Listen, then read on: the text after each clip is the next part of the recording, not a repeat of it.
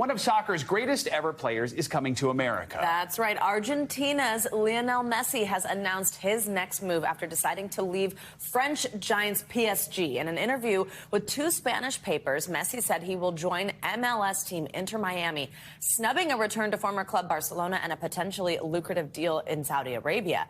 The MLS later tweeted, quote, "The GOAT is coming. Millions of MLS fans all over the world welcome you."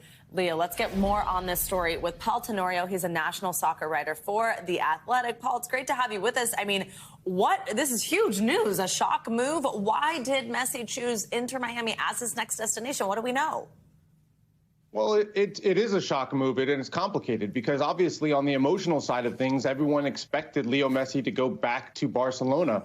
But Barcelona has a complicated financial reality right now where there was no guarantee that they would be able to register him if he signed due to those issues. And then on the other side, financially, the biggest offer was coming from Saudi Arabia. Reports that offer was as high as $1.6 billion for a 3-year contract. So no one was expecting him to turn and pivot to the United States. But Leo Messi said, look, I want to try a new footballing life. I would like to go to the U.S., maybe have a little bit more of a relaxed day-to-day lifestyle in the U.S. versus what he would get at Barcelona or at PSG, and have an opportunity for my family to enjoy life a little bit as well. And we know Barcelona wanted him back. They issued a statement echoing a little of what you said there, that his decision to, quote, compete in a league with fewer demands, further away from the spotlight and the pressure he had been subject to in recent years. I'm trying to figure out if that's passive-aggressive at all.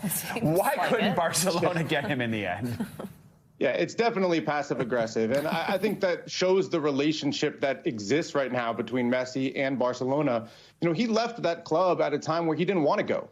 They found themselves in huge financial issues, and Messi had to leave. They couldn't re-sign him and guarantee that they would be able to register him as a player. So, you know, the fact that they feel snubbed, I think, is a little bit silly considering the history of how they let him go in the first place to PSG. And again, it comes down to the financial realities that Barcelona faces. They did get a financial plan approved by the La Liga in Spain, but they still couldn't say to Messi for sure, hey, this is what we're going to be able to pay you. We can guarantee you that you'll play. And without those guarantees, and knowing also, Messi said, if I go to Barcelona, I might be giving them more issues financially and having to force sales of players in order to be able to play. He didn't want to do that to the club he loves so much. And so he turned and went to Major League Soccer.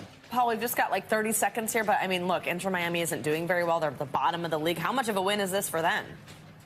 A huge win, and you're right. I mean, this is a team that's at the bottom of MLS right now, ranked last in attendance last year in Major League Soccer. That's not the case anymore. Ticket prices are through the roof. Games are selling out all over MLS or where Messi is going to be. It's a real challenge that Inter Miami faces now. How do you build up a team around the greatest player that's ever played the game and do it in just a few months under MLS's restrictive roster rules? It's going to be a challenge. All right. Paul Tenorio, thank you so much. Big news here. Exactly.